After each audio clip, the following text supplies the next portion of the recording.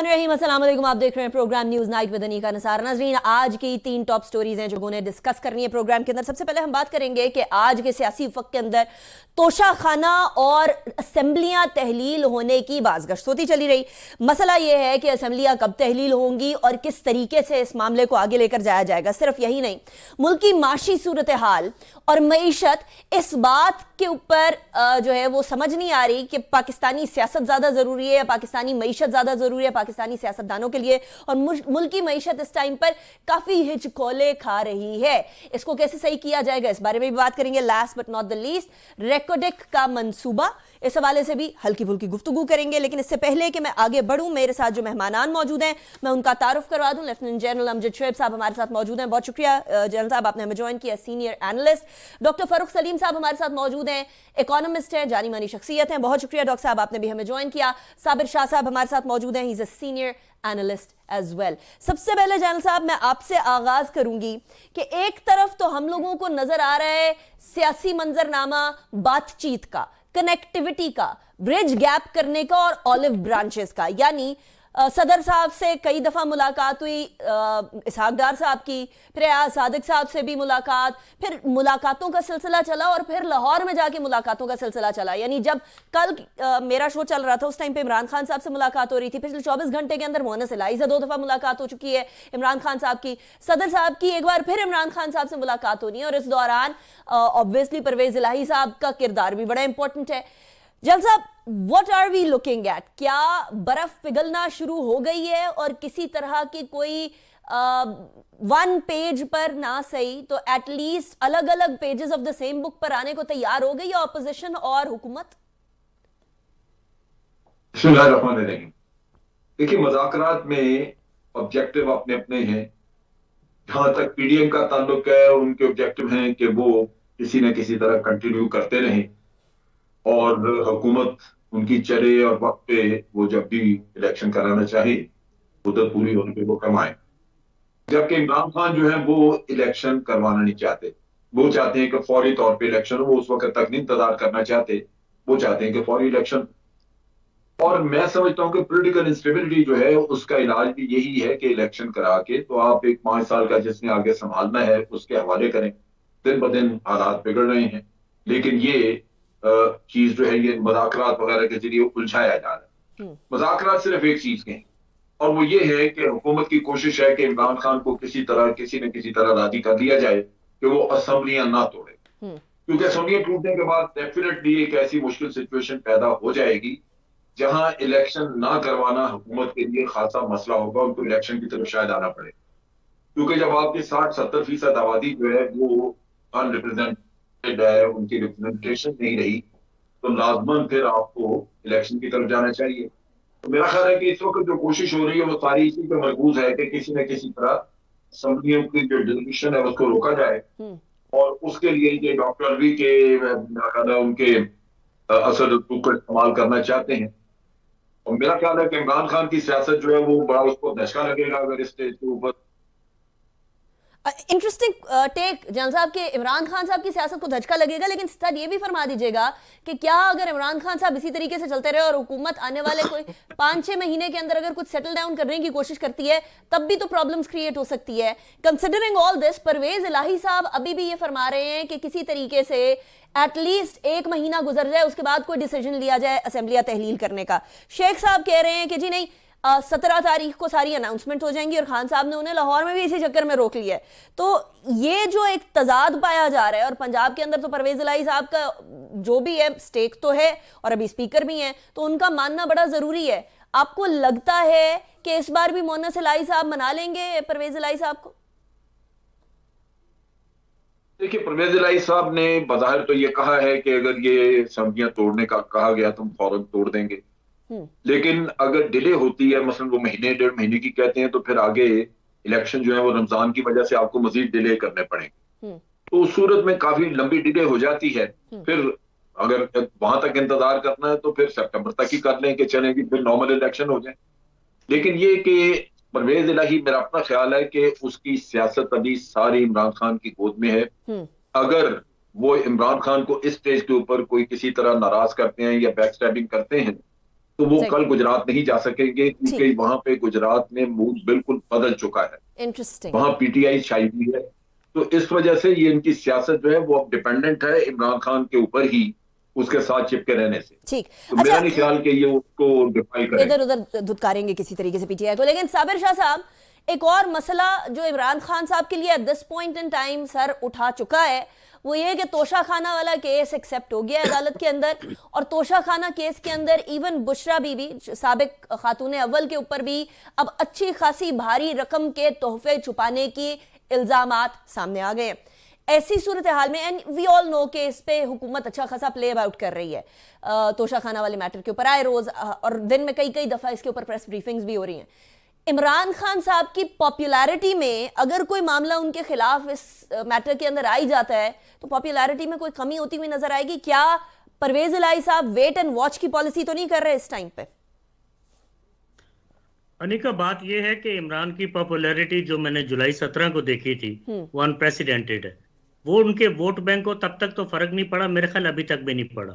मसला ये है कि जुल्फिकार अली भुट्टो के दौर में 5-7 इंसिडेंट ऐसे हुए थे जिसमें लोगों ने एजुटेशनल पॉलिटिक्स की और बड़ी इफेक्टिवली की, और कई ब्रिगेडियर्स ने अपने हथियार भी जो हैं उन पर चलाने से इनकार किया। ऐसी सिचुएशन नहीं आई। इसका मतलब ये है कि पीटीआई लैक कर रही है एजुटेशनल पॉलिटिक्स या कॉन्फ्रंटेशनल पॉलिटिक्स में। आया लोग बड़े सियाने हो गए हैं, आया ये कोई मम्मी डैडी क्राउड है, आया ये कि इमरान खान सही तरह उन्हें मोबिलाइज नहीं कर सके, मैं नहीं जानता, लेकिन सड़कों पर तो इमरान फैसला करवाने में नाकाम है। अब बात यह हुकूमत की, ये तो कभी इलेक्शन नहीं करवाएंगे। देखिए, ये तो सारे बेल्स पे हैं, इन्होंने कहा इलेक्शन करवाना, ये तो साल और लेने के चक्कर में होंगे इमरजेंसी के तौर पे। इमरान के पास चांस यही है कि परवेज अली अगर असेंबली तोड़ देते हैं तो इमरान खान जो इस वक्त बॉटल नेक में है, I reiterate, he is in a bottle neck, he is facing the ball, तो इमरान खान की जो सियासत है उसको एक नई ताकत मिल जाएगी। अगर परवेज अली असेंबली नहीं तोड़ते, जो मुझे लग रहा है वो टाइम गेन करना चाह रहे हैं, उनका भी आखिरी मौका है। ये रोज अब 10 सीटों से वज़ीर आला नहीं बनते और आगे आपका फ्यूचर पूरा बैंक अपॉन कर रहा है पीटीआई के वोट के ऊपर। सो मुश्किल फैसले हैं, लेकिन इमरान के पास फिर ये ऑप्शन तो है ना कि 170 आदमी कम से कम भी इनके पास यहाँ पे होंगे, चलो 180 नहीं, खैबर पख्तूनख्वा की असेंबली तोड़े, he should create a stir, Imran should create a stir. इसमें इनको रिस्क लेने पड़ेंगे। अच्छा, वो रिस्क के अंदर से साबिर साहब, क्या वो रिस्क में से वो रिस्क भी हो सकता है जो परवेज इलाही साहब डिमांड कर रहे हैं कि हम लोगों को 20-25 सीटें दे दें वहां पंजाब असेंबली के अंदर, जो वफाक है उसके अंदर कम से कम हम लोगों को 10 सीटें दें, वो वाला रिस्क ले सकते हैं खान साहब, कंसिडरिंग कि उनके अपने हलकों के अंदर बहुत सारे लोग हैं जिनके ऊपर इनफाइटिंग भी चल रही है कि हमें टिकट मिलना चाहिए, उन्हें टिकट मिलना चाहिए? देखिए, जो अगर ये बार्गेनिंग पे बात आ गई है ना, जिसका मतलब इमरान और परवेज इलाही एक पेज पे नहीं है। अच्छा, ये जो दो मीटिंग्स हो रही हैं, ये क्या है? वो कह रहे हैं जी हमें महीना दे दें, 2 दे दें, उन्हें पता है महीना और मिल गया तो कहानी चली जाएगी मई में। और जब मई में चली जाएगी तो आप और मैं भी कहेंगे खान साहब अब अक्टूबर में तो इलेक्शन है, अब आपने क्या करना है, इलेक्शन 2 महीने पहले करवा दो। ठीक है। This is what Pervez Elahi wants. He knows this is his last chance as a chief minister. Q is not an ideological party, it was a created party. उसको पिछली इलेक्शन में भी सीटें मिली हैं। यही मुझे इस मुल्क की सियासत की समझ नहीं आती। नथिंग अगेंस्ट परवेज इलाही, मैं आपको ये बताता चलूं, तोशा खाना केस, अनीका मुझे आधा सेकंड दीजिए जी। ये हमारे मुल्क में सियासत बड़े अजीब तरीके से चलती है। अब जनवरी में चली गई है इसकी hearing, Imran breaks the assembly, he will be held culpable in the Toshakhana case. आप इसको लिख लीजिए। अगर इमरान असेंबली नहीं टूटती है तो फिर या इमरान खान को तोशा खाना केस में ब्रेक मिलेगा। अभी फिलहाल तो मेरा ख्याल है कि वो पूरी तरह फंस जाएंगे और वाकई डिस्क्वालिफिकेशन की तरफ जा रहे हैं इमरान। सही हो गया, तो this is a very big challenge for him. लेकिन एक और चैलेंज भी है, और वो खान साहब को नहीं है, वो हुकूमत को नहीं है, डॉक्टर फारूक सलीम साहब, वो है एक ऐसा चैलेंज जिसके अंदर अरबों रुपए लगेंगे अगर हम इंतखाबात, अगर असेंबलियां तहलील हो जाती हैं, इंतखाबात अभी करवाते हैं, उसके बाद फिर चंद महीनों के बाद जनरल इंतखाबात हमने दोबारा करने हैं। हम लोग डॉलर स्टाफ्ड इकोनॉमी है at this point in time. इतने सारे पैसे लगाकर तकरीबन 22 अरब रुपए की बात की थी ईसीपी ने, और उसके बाद अब ये तो 2 असेंबलियों की बात है, तकरीबन 550-550 के करीब नशस्तें उनकी बात है। अगर इससे भी ज्यादा आगे मामला चलेगा और जनरल इलेक्शंस की तरफ भी जाएगा, ये इलेक्शंस भी होंगे, तो क्या मुल्की मईशत जिस पॉइंट पे अभी खड़ी है वो टॉलरेट कर सकेगी? देखिए अनीता, मुझे महसूस ऐसे हो रहा है कि सियासतदानों के शराफिया की जो आपस की जंगें हैं वो तो लगता है कि ना खत्म होने वाले झगड़े। एक झगड़ा खत्म होता है, कोई नया झगड़ा शुरू हो जाता है। ये हमारा जो वर्जन है, जो हमारा विजन है पाकिस्तान की जमहूरियत के अंदर, उसमें सियासतदान एक दूसरे को दुश्मन बना बैठते हैं, दुश्मन कहना शुरू कर देते हैं, गाली गलौज शुरू हो जाती है। वो जमहूरी जो कंपेटिटर हैं, they call make each other their enemies as oppose to competitors, यानी कि मद्दे मुकाबिल खड़े हों। आप सियासी हरीफ समझें और सियासी मुकाबला करने की बजाय आप कोशिश करते हैं कि दूसरे को तबाह बर्बाद करें। जब एक पार्टी आती है वो अपनी ऑपोजिशन को तबाह बर्बाद करने के चक्कर में रहती है, जब वो ऑपोजिशन में चले जाते हैं तो नई हुकूमत आ जाती है, वो अपने सियासी हरीफ को तबाह बर्बाद करने के चक्कर में रहते हैं। वो कंपेरेटर नहीं है एक दूसरे के, जो कि जमहूरियत के अंदर होना चाहिए। अब पंजाब असेंबली का अनीका मुझे मामला ये लगता है कि वो इमरान खान साहब के हाथ में तो उसको डिसॉल्व करना नहीं है। वो तो जो चीफ मिनिस्टर हैं उन्होंने डिसॉल्व करना है, और मैं नहीं समझ रहा हूं कि इस वक्त वजीर आला के सियासी मुफाद में होगा कि वो असेंबली को डिसॉल्व कर दें। वो अभी तो आए हैं, वो अभी आके बैठे हैं। कोई 726 अरब रुपए का जो एनुअल डेवलपमेंट प्रोग्राम है, जो तरक्याती बजट है पंजाब का, वो आखिरकार उन्होंने खर्च करना है। गुजरात में खर्च करना है, बाकी जगह भी खर्च करना है। तो वो इसलिए तो नहीं आए थे कि वो असेंबलियां डिसॉल्व कर दें और वो 726 अरब रुपए का जो तरक्याती बजट है उसको भूल बैठे और उसमें कोई उनको हिस्सा ना मिल पाए। फिर कानूनी इशू है विफाक के लेवल के ऊपर। किसी के कहने के ऊपर तो किसी के दबाव के ऊपर तो इलेक्शन नहीं बुलाया जा सकता। हुकूमत के पास एक वक्त है जो कानून ने उसको दिया है, और वो अगले साल सितंबर अक्टूबर में वक्त बनता है। तो किसी के कहने के ऊपर तो हुकूमत को मैं समझता हूँ मजबूर नहीं किया जा सकता कि आप इलेक्शन जो है वो जल्दी करवा दें। राइट। दूसरा जो माशी एंगल है, अभी तक तो पीटीआई ने किसी किस्म का कोई मुतबादिल माशी हिकमत अमली सामने नहीं रखी। हमने उनका 3.25 साल का जो पीरियड देखा है उसमें बेतहाशा माशी फेलियर्स हमने देखे हैं। इस वक्त जो माशी प्रॉब्लम सामने आ रहे हैं, मुझे नहीं लगता कि इलेक्शन के पास उन माशी प्रॉब्लम्स का कोई हल है। अगर सियासी तौर पे आप देखें तो खान साहब तो इलेक्शन कमिश्नर को भी रिकग्नाइज नहीं करते हैं। अगर उनके तहत इलेक्शन होना है क्या वो उसके नताइज मानेंगे? अगर उसके नताइज नहीं मानेंगे तो फिर दोबारा से यही वाली सियासत शुरू हो जाएगी। Exactly. तो इस वक्त we're stuck between the devil and the deep blue sea। Doctor साहब मुझे ब्रेक की तरफ जाने दीजिएगा, उसके बाद डिटेल में मईशत के ऊपर भी अगले सेगमेंट में बात करनी है। अभी फिलहाल सवाल ये पैदा हो रहा है कि आज जो है 15 तारीख है, आज से 2 दिन बाद 17 तारीख को क्या लिबर्टी चौक में अगर कोई ऐलान तहलील करने का करते हैं तो क्या परवेज इलाही साहब शाना बशाना खड़े होंगे, जो मोहन इलाही साहब की पिछले 24 घंटे के अंदर 2 मुलाकातें हुई हैं, या फिर वो कुर्सी को देखकर वही गुनगुनाते रहेंगे कि अभी ना जाओ छोड़कर के दिल अभी भरा नहीं। ब्रेक की तरफ जाएंगे, उसके बाद मईशत की बात भी करेंगे। See after the break.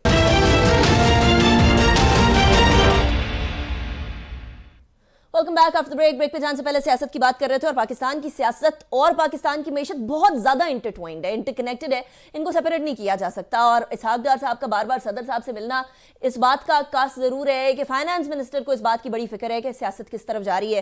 Doctor साहब आपसे यह आगाज करूंगी इस सेगमेंट का।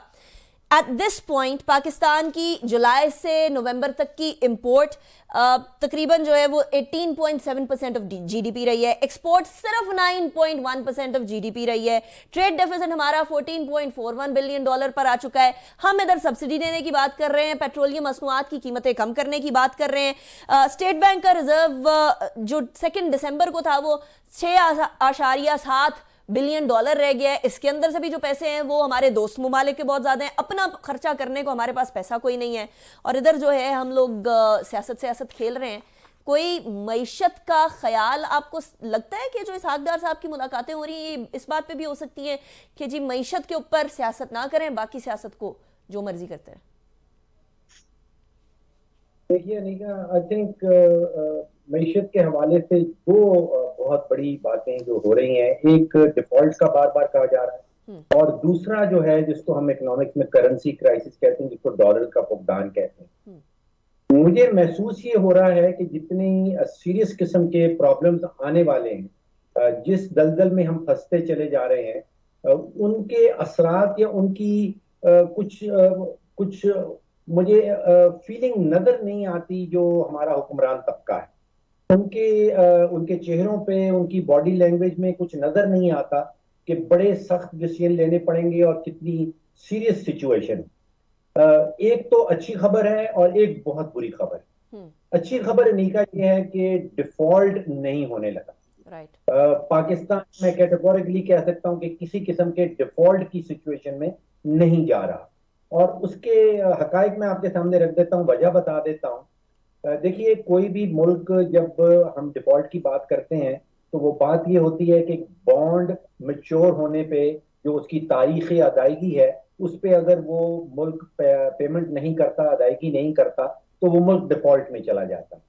हमारा एक बॉन्ड मैच्योर हुआ है दिसंबर की 5 तारीख को 2022, और स्टेट बैंक ने उसकी 100% अदायगी कर दी है, किसी किस्म का कोई डिफॉल्ट नहीं हुआ।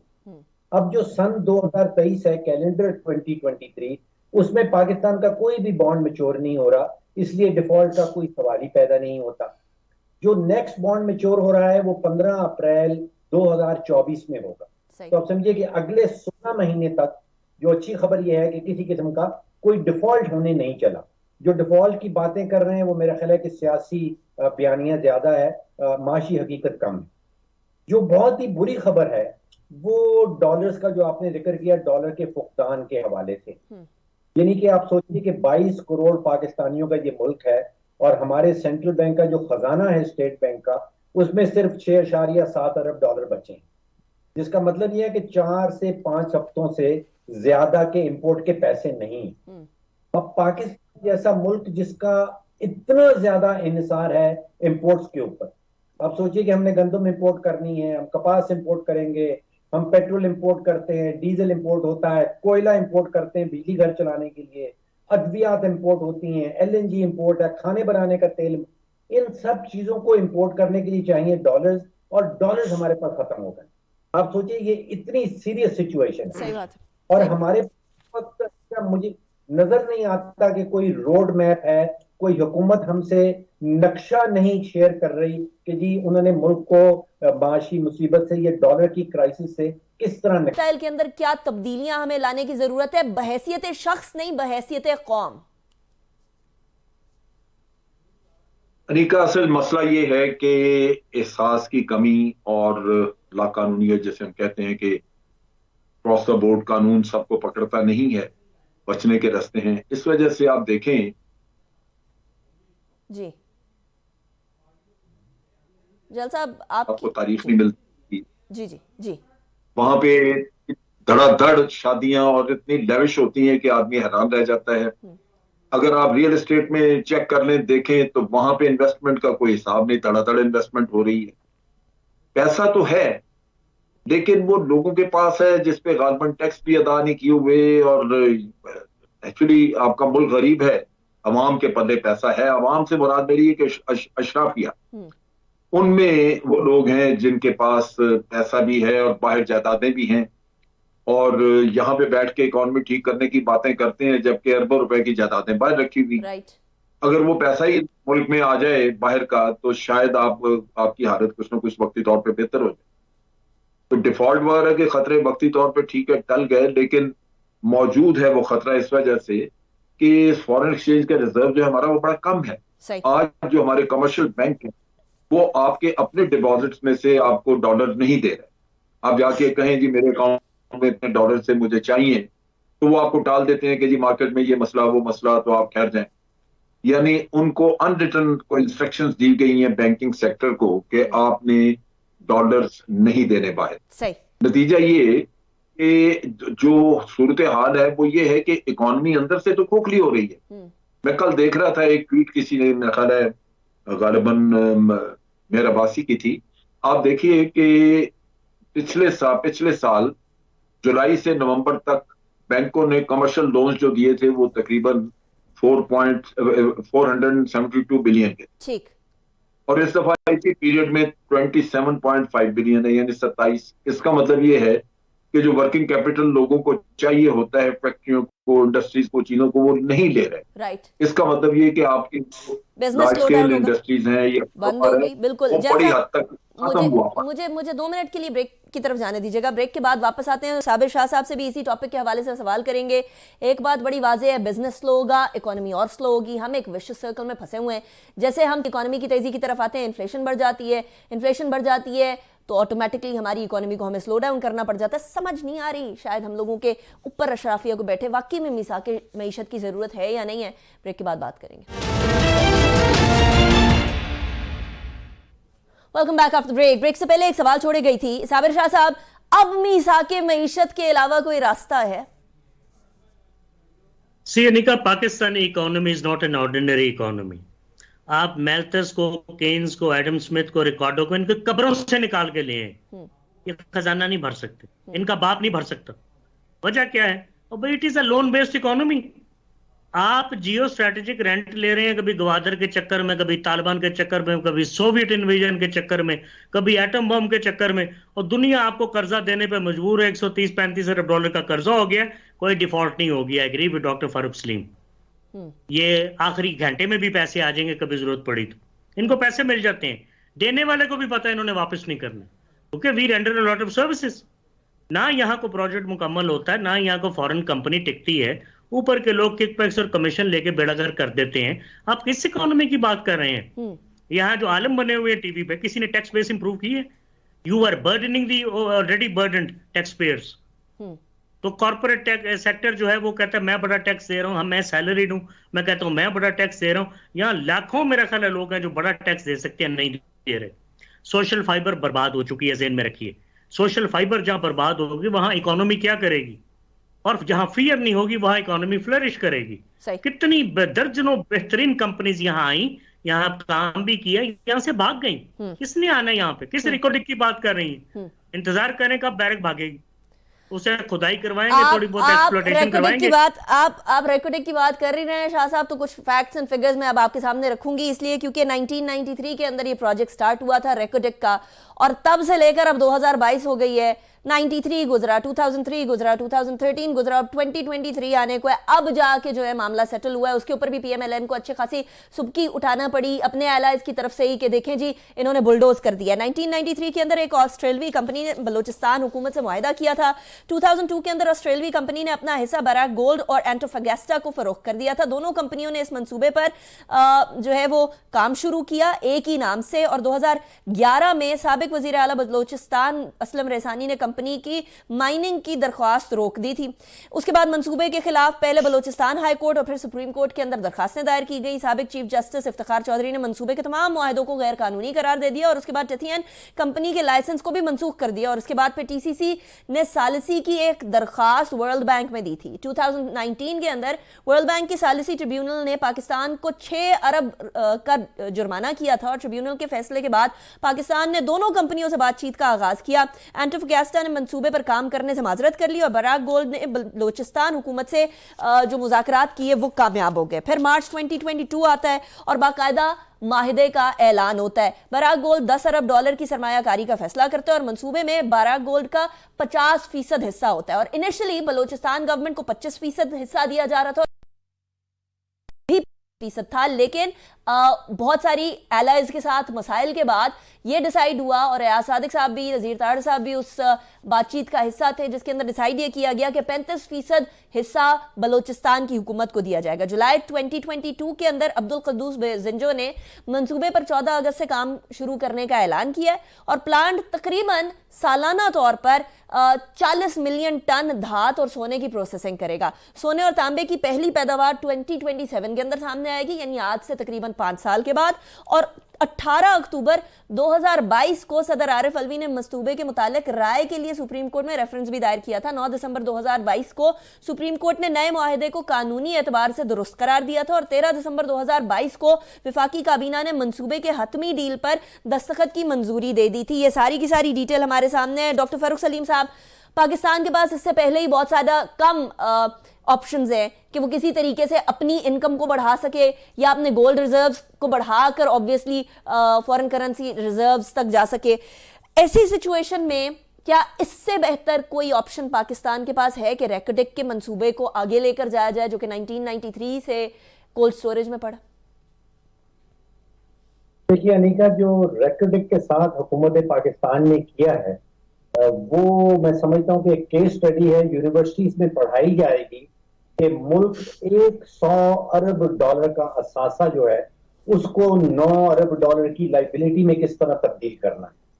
ये शायद इंसानी तारीख में पहले कभी ना हुआ हो कि आपके पास 100 अरब डॉलर का एक असासा पड़ा है और आपकी हुकूमत, आपके हुक्मरान, आपके जो फैसला साज शख्सियात हैं वो उसको एक लाइबिलिटी में बदल दें। आपने बताया कि 5.8 अरब डॉलर की जो पेनल्टी 2019 में लगी थी वो इसी चीज का नतीजा था।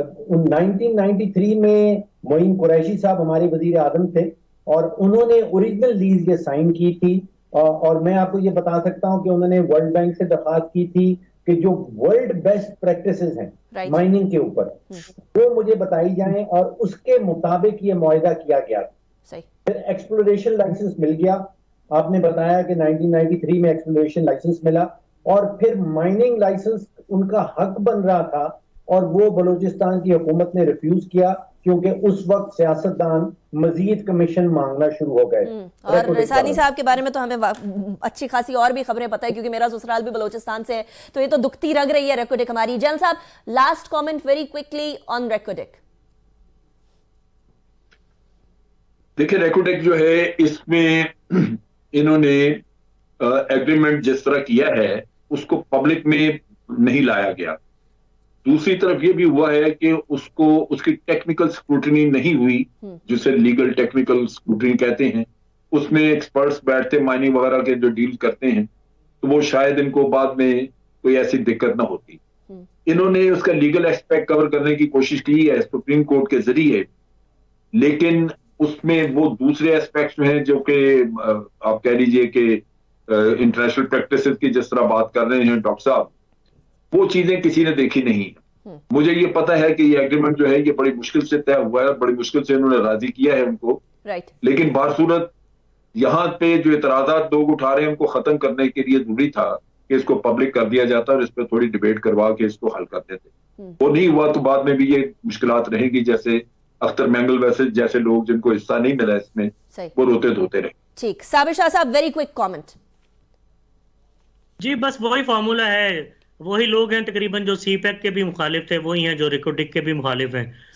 पैसे वैसे दे के मामले हल करें, इनको जहां से मर्जी निकाल लें और इसी तरह कालाबाग को भी बनाने की कोशिश करें जिसकी फिजिबिलिटी बहुत अच्छी है और 1955 से अब तक कुछ काम नहीं हुआ। जेन में रखिए 30 साल की आपने बहुत खूबसूरत हिस्ट्री सुनाई, 1 तोला सोना नहीं निकला और 9 अरब डॉलर का हम जुर्माना करा बैठे। सही कह रहे हैं हमारे सारे झुके हुए हैं दुनिया के ये बात I completely agree with my panel के ये वाला टैलेंट जो है ना पाकिस्तानी सियासतदानों के ऊपर खत्म है कि एक ऐसे मंसूबे को जो पाकिस्तान को कई अरब डॉलर के इक्वल जो है वो सोना दे सकता है, उसको हम लोगों ने 9 अरब डॉलर का कर्जा बनाकर या पेनल्टी बनाकर सामने रख दिया। लेकिन साबिर शाह साहब बहुत शुक्रिया, जनरल अमजद शुएब साहब thank you very much, doctor Farooq Salim साहब बहुत शुक्रिया आपने हमें ज्वाइन किया। अब की बार अगर कोई सियासतदान इस मामले के ऊपर या मुल्क की मईशत के मामले पर सीरियस नहीं होता तो वो इस काबिल नहीं कि वो पाकिस्तान में सियासत करे और पाकिस्तान के अवाम को भी अंडरस्टैंड करना पड़ेगा। इसी के साथ अनीका निसार को इजाजत दीजिए, अगले हफ्ते मुलाकात होगी, अपना बहुत ख्याल रखिएगा, अल्लाह हाफिज़ नासिर।